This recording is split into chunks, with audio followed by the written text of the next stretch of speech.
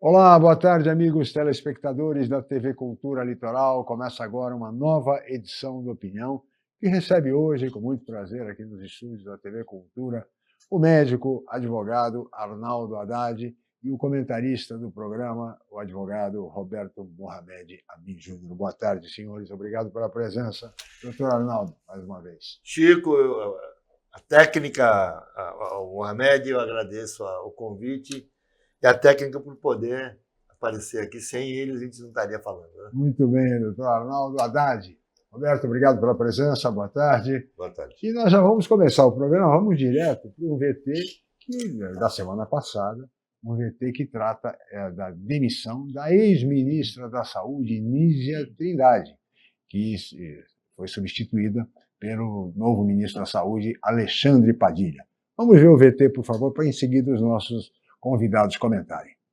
A saída de Nízia Trindade já havia sido decidida na semana passada, mas o presidente Lula adiou o anúncio enquanto definia outros detalhes da reforma ministerial.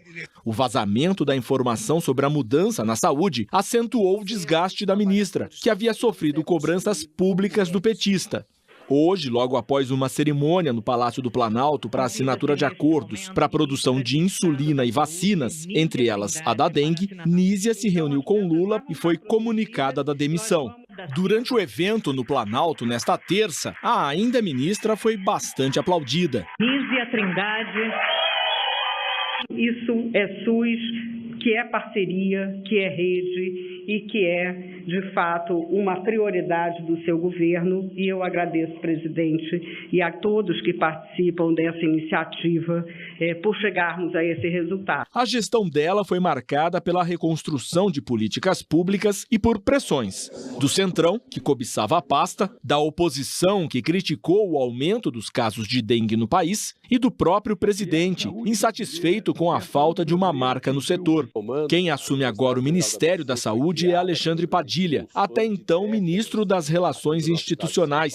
Médico e filiado ao PT, Padilha comandou a pasta na gestão de Dilma Rousseff. A posse dele está marcada para 6 de março. Bem, para que os nossos convidados possam comentar esse processo, começando pelo médico e advogado também, Arnaldo Haddad. Como é que você viu a saída da ministra Nízia Trindade e a assunção agora ao cargo do ministro Alexandre Padilha, que já foi ministro do governo da presidente Dilma Rousseff? Eu acho que não vou dizer que trocaram 6 por meia dúzia, que trocaram uma coisa ruim por uma pior. A Nízia, ela não conseguiu, talvez até tecnicamente ela possa ter tido boa intenção, mas não conseguiu desenvolver o trabalho dela. Aliás, foi um desastre a política contra a dengue, foi um desastre a vacina contra a dengue, foi um desastre a saúde de maneira geral. Agora, vai entrar, e ela aparelhou aquilo com o pessoal do PSOL, que é um desastre maior ainda. Se tem alguma coisa pior que o PT é o PSOL, na minha opinião. Então, é muita política na saúde e pouca política de saúde. Nós vamos continuar com política na saúde e ausência de política de saúde. Você sabe aqueles filmes que a gente vê, Roberto, que a pessoa está perdida numa ilha, ela faz uma jangada para poder ir embora, e aquela jangada, que nem aconteceu naquele filme lá, do Forrest Gump, daquele. É uma jangada da saúde. Tentaram fazer uma jangada para ver se ela vai enfrentar o mar. É um mar revolto, porque o Centrão está querendo esse ministério. O Padilha, que é o incompetente, na minha opinião, que fez o Mais Médico, né? Então, ele também não vai conseguir fazer nada, vai fazer política. Melhor seria, embora eu esteja numa decepção muito grande com a pessoa do Geraldo Alckmin, mas por que não colocaram o Geraldo Alckmin? Pelo menos ele foi um tempo médico que o Padilha, não sei nem se ele sabe pegar num bisturi, e se ele, quando pega o estetoscópio, coloca na orelha, se ele manda o cara falar 33 no coisa, ou se ele coloca no tórax, como é o certo. Não sei se ele sabe fazer isso. Mas o Alckmin sabe. Sabe, ele foi anestesista um tempo, ele foi prefeito, né? Sim. Ele foi governador muito tempo, então ele conhece de saúde. Então, melhor seria, e ele é um cara assim mais discreto, mas iam dar a saúde para o PSB.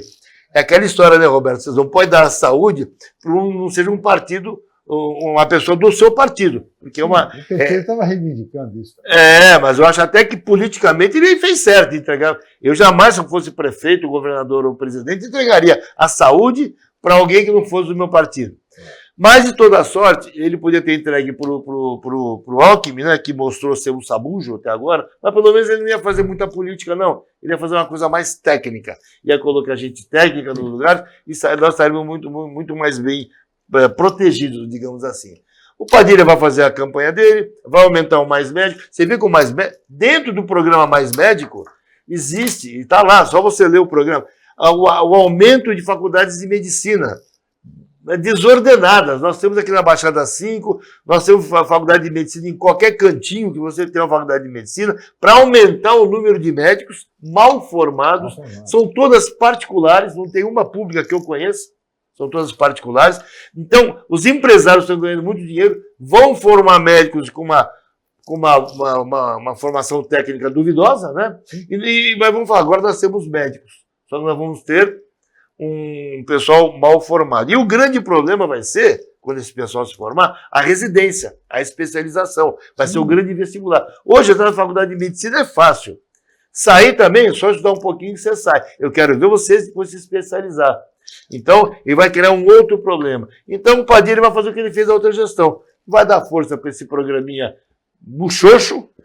Vamos ter um monte de faculdade toda, nenhum pobre foi beneficiado de uma faculdade pública que eu conheço, todas as faculdades particulares, que é de 10 a 12, 13 mil reais por mês, entendeu? Então, uma elite só vai poder ser médico, e nós vamos ter essa cidade.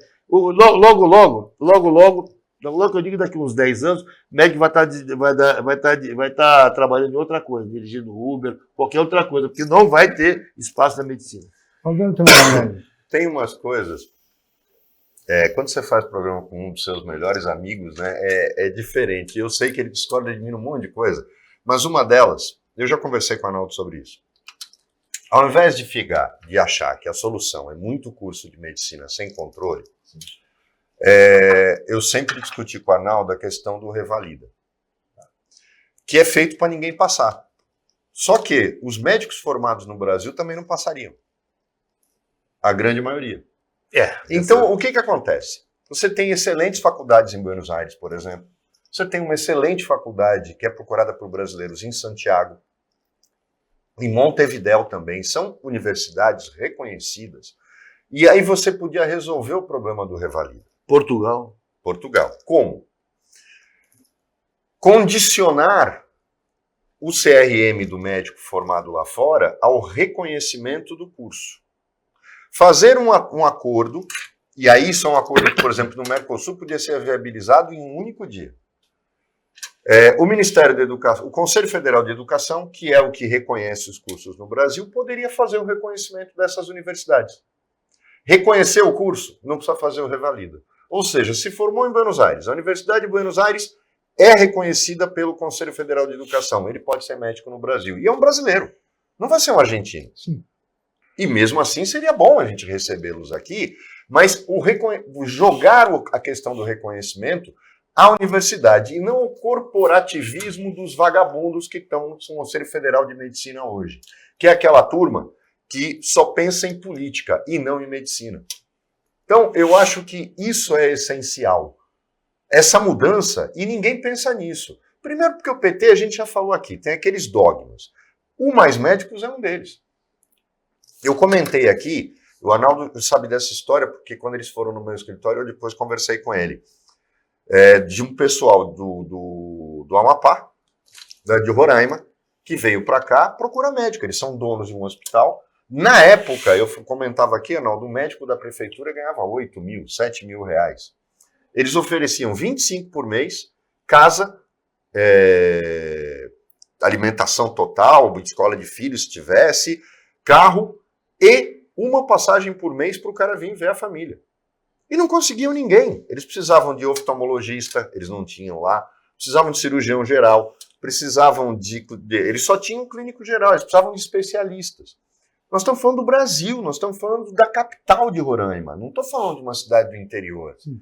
Então, por que a gente vive... Agora, a solução é trazer médico cubano de uma universidade que você não reconhece? Que era isso que o Arnaldo pegava no pé. Se você tiver isso, a gente está formando hoje, Arnaldo, a gente está perdendo mais de 2, 3 mil médicos brasileiros que estudaram lá fora e que não conseguem passar no Revalida. Não porque eles são mal formados.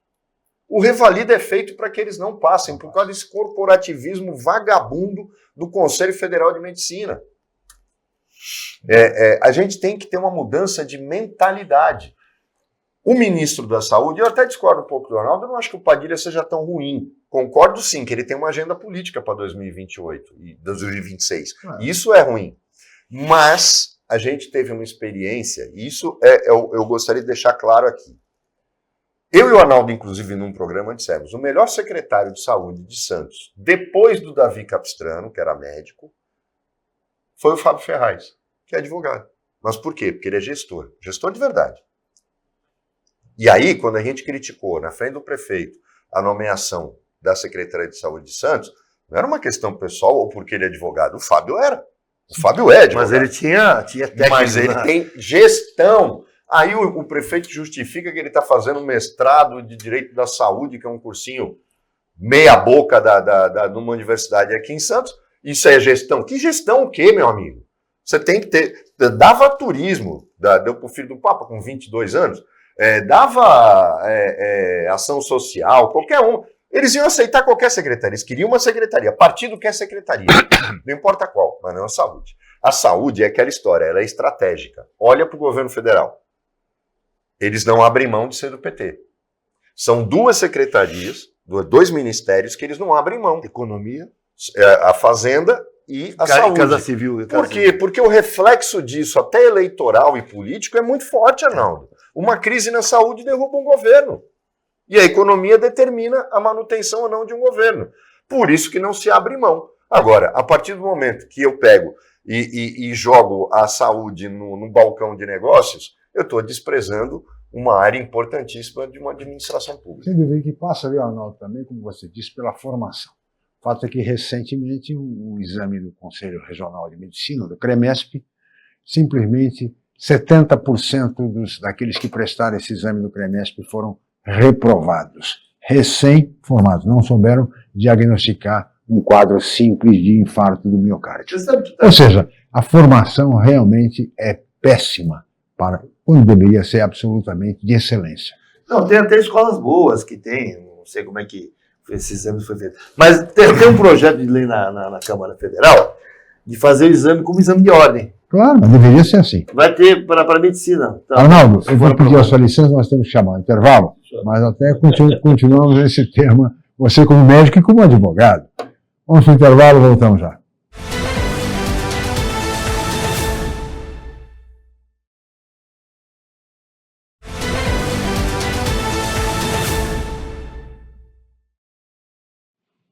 Muito bem, estamos de volta com a opinião que recebe hoje o médico, o advogado Arnaldo Haddad e o comentarista do programa, o advogado Roberto Mohamed Amin Júnior. No bloco anterior até cortei a sua palavra para chamar o intervalo, Arnaldo. Você falava exatamente sobre a necessidade de um exame que seja semelhante para os médicos, que seja semelhante ao da Ordem dos Advogados do Brasil. Tem um projeto de lei na Câmara Federal que vai obrigar o médico a fazer uma prova, que nem o exame de ordem.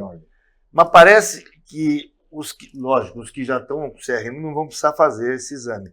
E, salvo engano, os que já estão cursando parece que também não, eu não tenho certeza. Mas essa lei ainda pode ter alguma mudança, pode ter algum acréscimo, ou tirada de alguma coisa. Mas esse projeto de lei está crescendo. Por que a grande dúvida é a seguinte, se o advogado, o bacharel, é obrigado a fazer exame de ordem, por que o médico não é? Sabe que o Conselho Federal de Medicina Veterinária, uma época, estava exigindo o exame. Aí um mandado de segurança, vários mandados de segurança, conseguiram caçar essa exigência. Porque não existe uma lei que obrigue. Não tem lei. O advogado tem, né? É o Estatuto da Ordem, obriga ele. Por isso que estão querendo aprovar essa lei no Congresso. A partir do momento que tiver uma lei federal exigindo isso, aí vai poder ser aplicado. Eu tenho É o princípio da legalidade. Mas eu tenho um ponto de vista diferente e vou explicar por quê. A carreira do advogado, todas as carreiras jurídicas têm concurso, a única que não tem é a do advogado. E a necessidade de prova é porque o advogado tipicamente é autônomo. Você tem os grandes escritórios de advocacia com escritórios advogados associados, raramente empregado. Então, é uma característica diferente da profissão. O exercício da profissão do advogado é individualizado. Vamos agora passar para duas carreiras onde se discute essa questão, que é a engenharia e a medicina. O Confea também tem um projeto de ter o exame para poder ser engenheiro, assim como o Conselho Federal de Medicina. Vamos colocar claramente isso. O médico é tipicamente empregado. Você vai falar, não, mas tem o médico, mas o médico normalmente ele não se forma, ou como no direito, se forma, passou na ordem, monta um escritório, bota uma plaquinha na porta, e vai à luta. Na medicina, isso não existe, eu nunca vi. A não ser que seja o filho de um médico que está herdando o consultório do pai e tal. O que é o caminho normal? Trabalha um tempo como ligado a um hospital, a uma clínica, a um instituto, depois vai montar seu consultório. Primeiro constrói uma carreira trabalhando de empregado. Isso é típico do médico. Do engenheiro, a mesma coisa. Dificilmente você vê um engenheiro, a não ser os que vão para o mercado de capitais, para a economia. O engenheiro hoje está tomando o lugar do administrador de empresas e do economista, por causa da formação dele. Mas tirando isso, qual o caminho do engenheiro? Ser empregado um tempo até que ele pode montar a sua própria empresa, a menos, como sempre, o caso da herança, aí é diferente. Então, são características profissionais diferentes. Eu ainda insisto, eu acho que a fiscalização e a atuação em cima das universidades reduziria o problema. Eu tenho que ser coerente. Se eu sou contra o revalida, eu não posso ser a favor de um exame para habilitar médico. Eu tenho que ser coerente. Eu acho que é o seguinte, o Conselho Federal de Educação, que não se submete a interesses corporativos, tem que ser rigoroso, tanto na aprovação de faculdades no Brasil, as brasileiras, quanto poder reconhecer universidades lá fora e, através disso, poder habilitar o profissional formado por elas para exercer a profissão aqui. Eu já discuti isso várias vezes, não acho que a ordem dos advogados seja exemplo para ninguém. Por quê? Porque uma entidade que não é democrática em si mesma e fica cobrando democracia e impondo regras para os outros, para mim não tem credibilidade nenhuma, e a OAB não tem credibilidade nenhuma. O Conselho Federal da OAB é uma piada. Eu não votei em ninguém que está lá. Porque esse negócio de chapão é que nem conselho de clube. Você vota numa chapa, você não sabe em quem você está votando, e é para dar... o cara tem maioria sempre. Enquanto que um presidente tem que lidar com um congresso que não lhe é favorável, você tem um presidente de ordem dos advogados que elege chapão fechado, tem os conselheiros todos pedindo a bênção para ele, senão na próxima eleição eles não entram na chapa dele. Isso está errado. Por que o povo brasileiro pode votar de 4 em 4 anos para deputado estadual, deputado federal, senador, governador e presidente, 5 cargos, e eu, advogado, sou semi-analfabeto funcional? Não posso, porque é muito complicado. Eu votar em conselheiro estadual, conselheiro federal, presidente de seção, presidente federal e presidente de subseção. Deu 5, igualzinho. Quer dizer, o peão lá o cara que é semi-analfabeto, não sabe quase nada além de escrever o nome dele, vota em 5 pessoas, 5 cargos de 4 em 4 anos. Mas o advogado, ele tem um problema. Ele não consegue ter discernimento. Isso, lógico, na visão deles.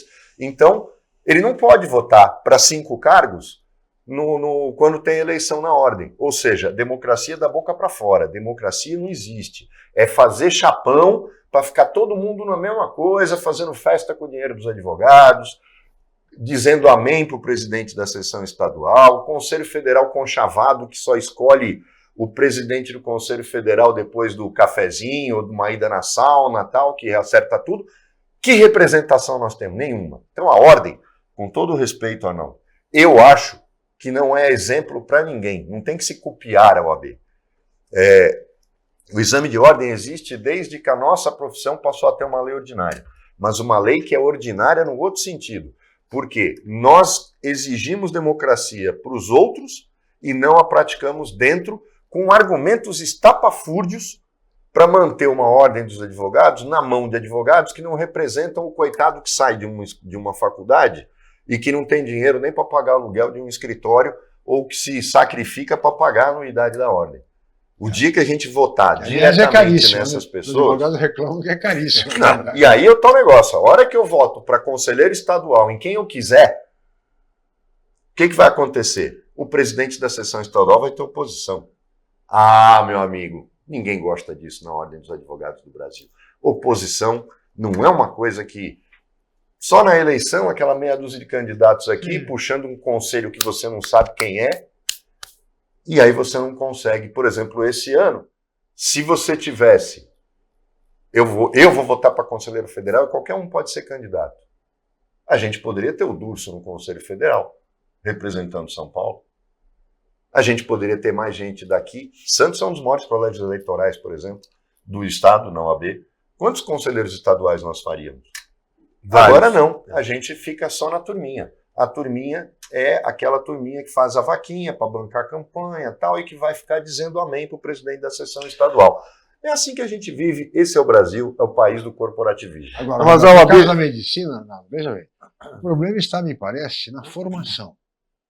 Muitas escolas de medicina não preparam bem, não formam bem os alunos começam a atender a população da maneira como a gente sabe. Quem frequenta plano de saúde e tem que ser atendido em uma certa emergência, verifica o tipo de atendimento que tem. O Arnaldo sabe disso, Roberto, porque ele tem não dá para brincar isso. Agora que esse sistema ABA, que é o do tratamento dos autistas, que ele é multidisciplinar, pergunta para dono de qualquer clínica, do Mateuzinho, da Comunique, as clínicas aqui em Santos que atendem isso, na Unimed, que montou um serviço próprio, na Santa Saúde. Pergunta se é fácil. O profissional mais importante do ABA não é o psicólogo, é o fonoaudiólogo.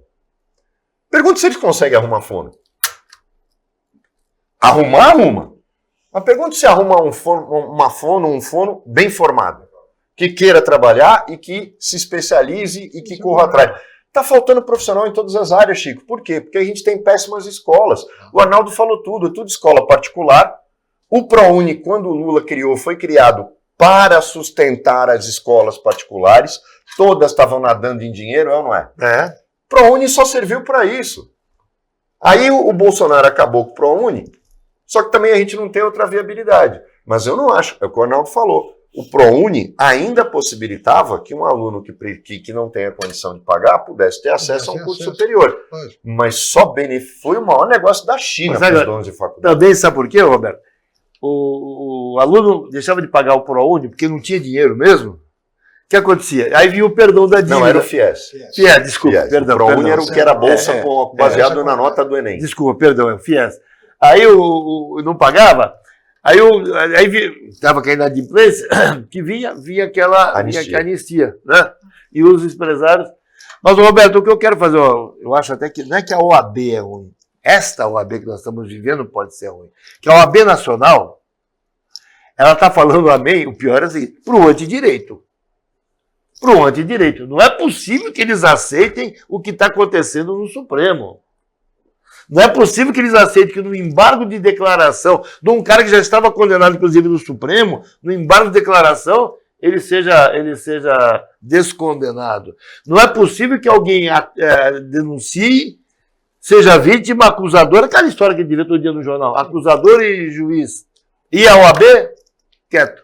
Sabe por quê? Porque eles estão, não sei se é por isso, mas também por isso, eles indicam, né, os desembargadores dos ministros. Então eles querem estar de bem. Que é outra coisa que a OAB do DF, a OAB do Distrito Federal, sabe como é que é a escolha do 5º Constitucional? Como? Por voto. É mesmo? Abrem um edital, os advogados se inscrevem e todos os advogados do Distrito Federal votam para fazer a lista sextupla que vai pro tribunal para determinar. Entendeu? Aqui quer dizer, não. Lá é Não, aqui é o conchavinho. Quem é o nosso amigo? Nossos amigos são fulano, fulano e fulano. Aqui, no ADE, eu acho que tem mais uma sessão estadual, não sei qual que faz isso. Mas a do DF, para mim, é a mais bem estruturada de todas as sessões estaduais. O quinto constitucional é democraticamente escolhido. A democracia é ruim como sistema? É, mas é melhor que todos os outros. É o que tem, né? E nós não a praticamos dentro. Nós não estamos criticando pessoas, É o que estamos tem, né? criticando uma instituição que foge que nem o diabo da cruz da democracia. Quando a gente não tiver mais esse tipo de fuga, aí sim a OAB vai representar realmente o papel de defensora da liberdade e da democracia. Como já representou, e muito bem, no passado. Todos nós lembramos um trabalho fantástico da OAB no passado. Então, vamos para mais um intervalo, voltaremos em seguida com a opinião.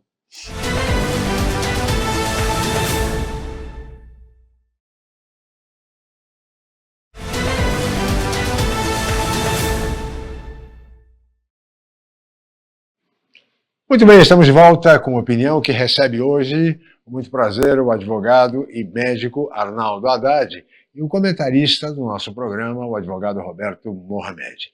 Eu queria tratar de um tema agora que o Arnaldo preocupa muito, o Arnaldo, também o Roberto, que é a questão da verticalização dos edifícios, da construção em Santos, né? Prédios cada vez mais altos em todas as ruas às vezes até que não tem tanto, não se justificariam esse tipo de construção, ruas pequenas, mas além disso temos também com o calor excessivo. Isso cria um clima, doutor Arnaldo, de uma cidade insalubre. Santos é hoje, em razão de tudo isso, uma cidade insalubre? Eu até mandei, Roberto, eu te mandei até uma matéria, né, de que... Sim. Você acha que no jornal, foi uma matéria aqui. Santos hoje é uma cidade insalubre.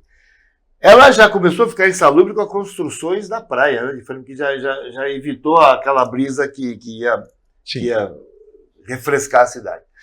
Passou a ser mais insalubre quando continuaram a construir prédios altos. E o pior é que os mais altos estão lá em frente ao mar.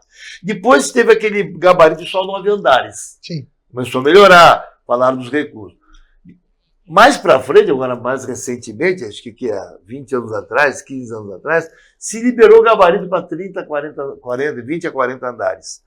Então, hoje a cidade ela está começando a ficar insuportável. Ela era insalubre, ela está ficando insuportável. É uma cidade quente, venta pouco, a brisa do mar não chega até nós, e um prédio muito perto do outro. Ainda se fosse alto, mas um recuo grande, de um prédio para outro, você teria uma ventilação. E o pior é que você não tem sol para entrar nos quartos. Quando você não tem sol para entrar no quarto, você tem um quarto insalubre. Você tem fungo, você tem ácaro, você vai ter bronquite, você vai ter pneumonia, você vai ter, a pessoa que tiver uma tendência a essa, vai ficar um lugar úmido. Então as crianças, os idosos principalmente, eles vão ter doenças pulmonares com muito mais frequência. Então, ou a cidade, eu procurei um vereador, viu, Roberto, viu, Chico? Procurei um vereador, levei o problema para ele e falei, eu não sou contra a construção, eu sou contra um limite para tudo isso. Tem que ter um limite. Essa febre de mercantilista, eu não sou de esquerda, mas eu vou criticar a mercantilização. Só se pensa em ganhar dinheiro, mas não se pensa na qualidade de vida para os filhos e para os netos. Então, a partir do momento que um vereador possa até ter, um político qualquer, possa até ter alguma amizade com o consultor, ele tem que lembrar que mais importante que esse amigo dele, consultor, é o filho e o neto dele. Ou então ele está jogando contra a própria família. Está na hora de Santos está na hora dos políticos tomarem vergonha na cara e começar a impedir essa febre mercantilista da construção. Usou a palavra certa. Algo inexistente. Vergonha na cara. Nenhum tem. Não digo nenhum tem. Vamos procurar agora quem tem para trabalhar em cima disso, Roberto. Eu vou dizer uma coisa. Eu estou procurando. Nós tivemos. É a história do homem com a lanterna, né? Este programa está sendo atacado por conta do programa que nós fizemos com o prefeito há 2 semanas atrás, em que nós não fomos desrespeitosos, mas, como diz o Chico, nós fizemos jornalismo e questionamos. Mas eles não estão acostumados porque o normal é comprar programinha chapa branca. Mas ilusão do prefeito que acha que vai chegar aqui e aqui nunca foi chapa branca. Tanto que, na última vez que ele veio antes dessa, eu questionei essa coisa de é muito absurdo e cara de pau dizer que construir prédio é desenvolvimento. A menos que você esteja falando, não, minha cidade vai ser cidade dormitório. Santos não tem construção de empreendimento nenhum. Não precisa chegar ao exagero, por exemplo, do prefeito de São Vicente, que faz live comemorando 30 empregos num atacadão novo. Mas é uma cidade que não recebe investimento nenhum, então ele até tem o ponto de vista dele. Agora, aqui, tirando o porto, que não é da cidade, o porto é federal, que investimento que tem? Um distrito industrial do tamanho da Lemoa? Mas para o prefeito, construir prédio é desenvolvimento. Não, não é desenvolvimento. É desenvolvimento para o grupo político dele, como foi para todos os anteriores, porque construtora financia campanha, construtora banca campanha, né? Construtora dá dinheiro, construtora faz xixi de porta aberta dentro do gabinete do prefeito, dono da construtora. É assim que as coisas funcionam. Aí assina. A gente está com um problema agora, fizeram um contrato de lixo de 30 anos, 8 bilhões, não tem destinação. E diz que é 30 anos para cobrir o investimento. Que investimento? Eu não coloquei a destinação no contrato. Então, são coisas que acontecem. E o dia... Vamos voltar para o dia da chuva. Aqui em Santos. Há quanto tempo, Arnaldo, não tinha alagamentos daquela monta? E aí, agora eles encontraram o culpado. É o Marajá que foi para o Collor. Agora está na boca... Na hora, você vai entrevistar um secretário ou prefeito, de quem é a culpa? Aquecimento global. Tudo é o aquecimento global. O aquecimento global é a culpa de tudo. Tudo. Não é não. É o que o Arnaldo falou. Eu tenho uma rua. Imagine uma rua residencial que tem... Posso dar um exemplo? Eu acho que cai bem. A rua Clay Presgreve do Amaral. Fica no Gonzaga, é uma rua pequena que liga a José Caballero a Washington Luiz. Conhece, né? Conheço. Em frente ali onde era o antigo Cine Alhambra, em frente onde era a antiga Rádio Clube de Santos, hoje tem um flat ali em frente. Muito bem. Essa é uma rua mínima. É uma quadra, Roberto. Deve ter uns 5 ou 6 arranha-céus daqueles. Uma ruazinha desse tamanho. Quantas casas existiam ali? Era sua casa. Era sua casa. 15, 20 de um lado, não tem. Era 15 de um lado e 15 do outro. 30. Ou seja, moravam 30 famílias. Hoje, são 4 ou 5 prédios ali. Isso. Nesta mesma rua, habitam 350 a 400 famílias. Eu não vi naquela rua, porque eu conheço, ali tem uma unidade, inclusive do Smart Center e tal. Isso. Tem uma farmácia, ali ficava Blockbuster na esquina. Isso. Vamos lá. Você viu naquela rua alguma vez a Sabesp lá trocar a rede de esgoto?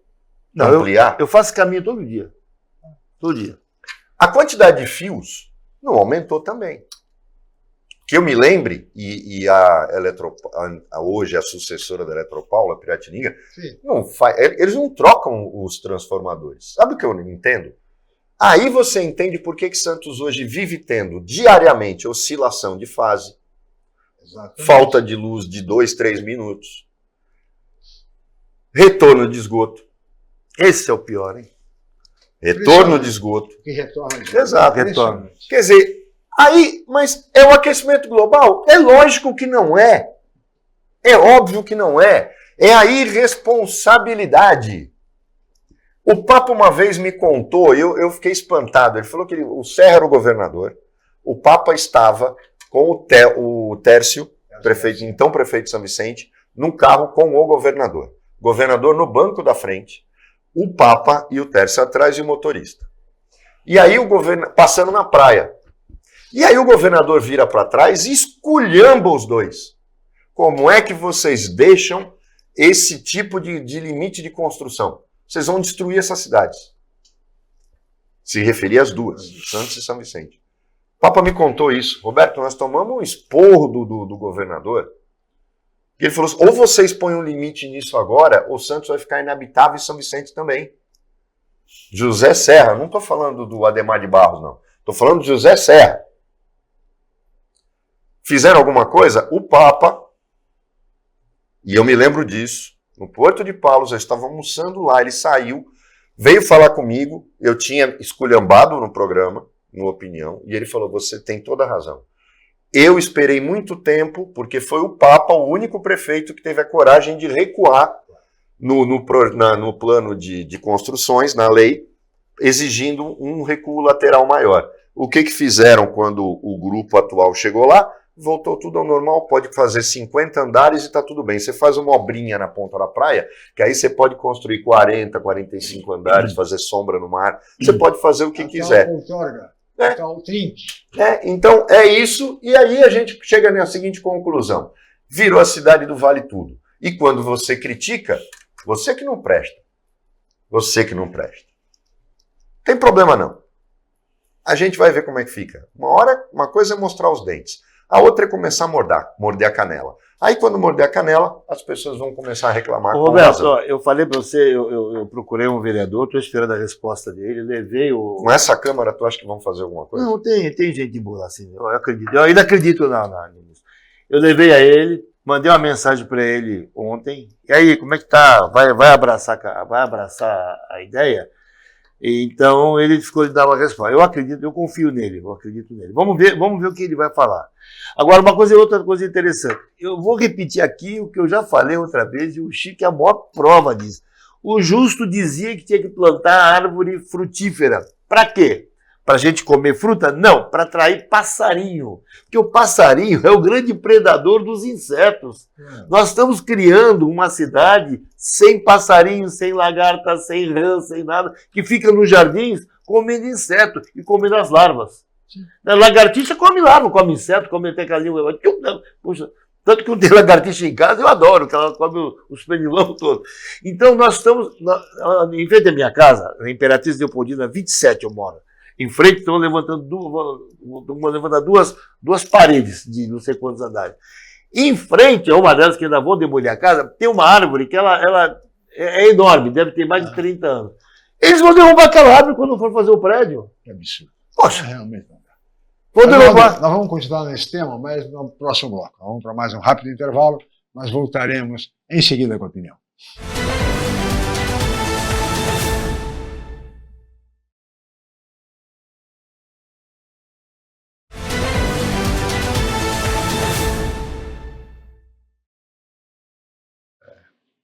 Muito bem, estamos de volta com a opinião e vamos agora para o último bloco do programa, passa muito rápido, programa que recebe o médico, o advogado Arnaldo Haddad e o nosso comentarista, o advogado Roberto Mohamed. Mas, Arnaldo, você falava exatamente sobre a questão da verticalização, a cidade insalubre, eu acho que isso implica também em um maior número de casos de tuberculose, não? Porque Santos tem esse índice muito negativo de casos de tuberculose, doutor Arnaldo. Eu queria aproveitar, a gente chega agora e começa a esquecer as coisas. É verdade que o mosquito da dengue e a larva, eles se adaptaram a, não necessariamente à água limpa. É verdade. Seja, estão se adaptando à água dos canais. É verdade, é verdade, é verdade. Antes era água limpa. Veja o risco disso. Agora, eu falo assim, na roça, no sítio, tem água limpa, água suja, água empoçada, e não tem dengue, porque tem o predador. A tuberculose, Chico, todos nós entramos em contato com o bacilo. Nós temos ele. Quando baixa a sua resistência, ela pode aparecer. Quando você tem uma pessoa com uma predisposição, ou tem um problema de pulmão, uma pessoa que fumou demais, ou que já tem um problema da bronquite, da asma, né, da bronquite asmática, ele adquire esse bacilo que ele tem, a gente vai levando, nossa resistência briga sempre com ele, mantém a gente sem doença, ele pega uma pneumonia, ou ela pega uma umidade e o pulmão dele começa a encher também de fungo, e ele baixar a resistência dele, vai aumentar o número de tuberculose, que, aliás, a saúde não tem olhado para isso, hein? É uma coisa erradicada há algum tempo atrás. Eu tenho observado, parece que a UPA até soltou um relatório, as pessoas com bronquite hoje, são casos muito mais graves do que eram há um tempo atrás. Sim. Isso tudo é resultado disso ou não? Do ar insalubre? Vamos dizer que é do aquecimento global. Foi aquecimento global. Ou do esquecimento global, né? Quem sabe o esquecimento global. Então, é verdade, a tuberculose está recrudescendo.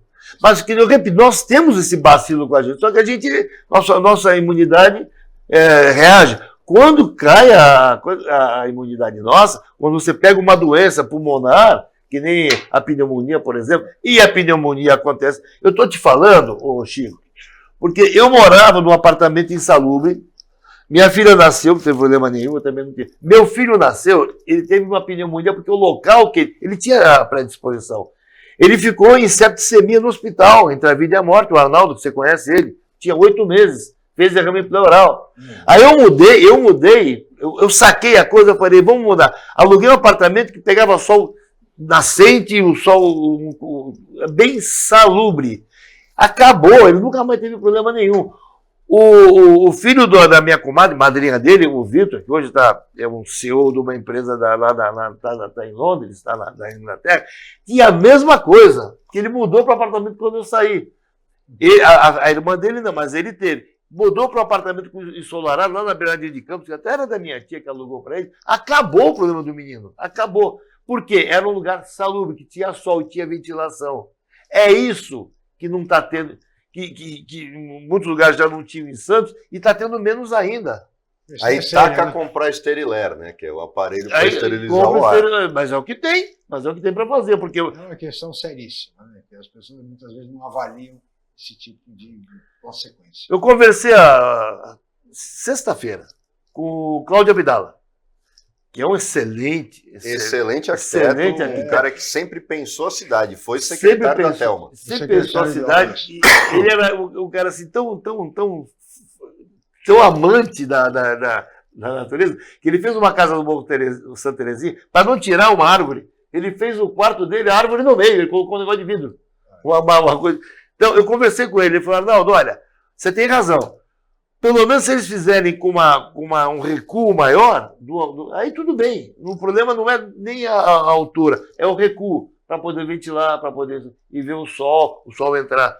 É isso que nós queremos. Nós não queremos acabar com a construção, mas nós queremos que tenha um limite. Queremos que eles pensem a cidade, né? E não pensem somente em tirar da cidade. Lucro, né? Porque eles alegam que exatamente geram emprego, são os grandes geradores de emprego durante a fase de construção. O medíocre pensa assim. O administrador medíocre pensa assim. O ousado parte para outra coisa. Claro. E isso é espantoso porque é o seguinte, só a construção civil gera emprego. Porque esta administração é inimiga de estacionamento, é inimiga de padaria, é inimiga de mercado, menos o Oxo. O Oxo pode tudo. Vai saber por quê, né? Aliás, está em todo lugar. É impressionante. Ele é inimiga disso. Eles só gostam de construtora, eles gostam de empreiteira, eles só gostam desse pessoal. Agora, pergunta para a dona de padaria se é bem tratado pela administração municipal. Pergunta para o cara que tem uma lojinha ou um restaurante se ele é bem tratado pela administração pública. Se ele consegue um alvará fácil. Se é uma cidade desburocratizada. Muito pelo contrário. Aí quando você fala que é gestão 1.5 e não gestão 2.0, por quê? Continua tudo igual. Você tem um presidente da CT que já foi ruim durante o governo anterior. Na minha opinião, a pior gestão. Me dói falar isso, porque o ocupante da cadeira de presidente é um cara que eu gosto muito e admiro. Mas é sacaneado por todo mundo embaixo e o cara é mantido. Quer dizer, a própria empresa boicota, se sabe disso e se mantém tudo. Por isso que eu falo, incompetência parece uma coisa congênita. Congênita. Tem gente nesta administração que não honra a escola que estudou. Porque eu estudei no Santista, mas eu estudei. Então, com bolsa de estudo. Meu pai trabalhava na Companhia Docas e Santos, que dava bolsa para os filhos. A gente, no Colégio Docas e Santos, fazia uma prova no 4º ano primário. Para concorrer, os 5 primeiros tinham direito à bolsa, podiam estudar em qualquer colégio particular da cidade. Eu passei em 2º lugar e fui com o primeiro, que era meu melhor amigo, Cláudio Paes, fomos para o Santista. Então, eu estudei lá com bolsa de estudo. Agora, e tenho muito orgulho disso. Devia ter ido para o Tarquínio. Não. E tenho muito orgulho disso. Agora, lá tem gente que desonra o diploma daquela escola. Porque não consegue ser capaz de olhar além do próprio umbigo. Então, é coisa para se pensar. O que a gente quer para essa cidade? Estão levando essa cidade ao colapso. Sabe o que está aparecendo ou não? Que querem sugar tudo até o osso e quando não sobrar nada, entrega o caos. Realmente É preocupante, o cenário é Cubatão preocupante. é melhor que Santos Não. em termos de qualidade de vida, porque diminuindo aquela poluição que tinha, ela tem Agora, uma veja, ventilação, embora seja difícil que tá por exemplo, qual a solução para alagamentos e enchentes que são tão comuns? Que agora tem chovido pouco, mas quando chove também desaba e fica a cidade vira um caos. O Canal 3, por exemplo, ali a Avenida Washington Luiz, ela alaga com uma facilidade impressionante, o canal transborda, ou seja, a tubulação é antiquíssima e precisa ser trocada. Veja que trocaram recentemente ali da Rua Goiás, levou quase um ano. Um ano para trocar a tubulação da Rua Goiás. Veja, o Canal 3 teria que passar pelo mesmo processo. E, no entanto, não se vê nenhuma iniciativa nesse sentido, seja do governo do Estado, seja do governo municipal. Mas não vão fazer, não. Depois eu já tenho apontado para isso e questionado, e o Arnaldo acabou de falar do perigo. Gente, se o mosquito da dengue, a larva da dengue, se adaptou, e a gente sabe que doenças e vetores se adaptam, é a evolução das espécies, né? Esses caras não leram nem Darwin, né? Eu acho que eles seleção natural. O que acontece? Nós temos 7 canais. Tínhamos 8. Temos 8, na verdade. Só que um é coberto, que é a Rangel Pestana. E muita gente fala bobagem. Vai ficar horrível. Olha a Rangel Pestana. A Rangel Pestana é o canal da Campos Sales coberto. Então não falem bobagem antes de estudar a história da cidade. Nós, inclusive, vamos trazer depois do carnaval o Sérgio Williams aqui para falar dessa história. Porque eu vi uma influencer aí falando que o Saturnino de Brito errou. Saturnino de Brito não errou. É que ele pensou numa cidade que era salubre. E não numa cidade insalubre como hoje. Ou a gente começa, e o prefeito que prometeu que ia destombar prédios que estão tombados sem sentido, não fez nada. O prefeito também falou aqui que não pode, tudo para ele não pode. Engraçado, pode, sacanagem pode. O que não pode é o correto. O tombamento dos canais, que infelizmente a gente deve ao Edmur Mesquita, o falecido Edmur Mesquita, que era uma pessoa muito querida, mas na época, para fustigar o Beto Mansur, entrou com um pedido no órgão estadual, a gente tem que brigar contra ele. Chegou a hora, Arnaldo, pelo que você acabou de falar, isso leva a pânico. Nós temos 7 canais que são fonte de contaminação. O que vai acontecer com essa cidade?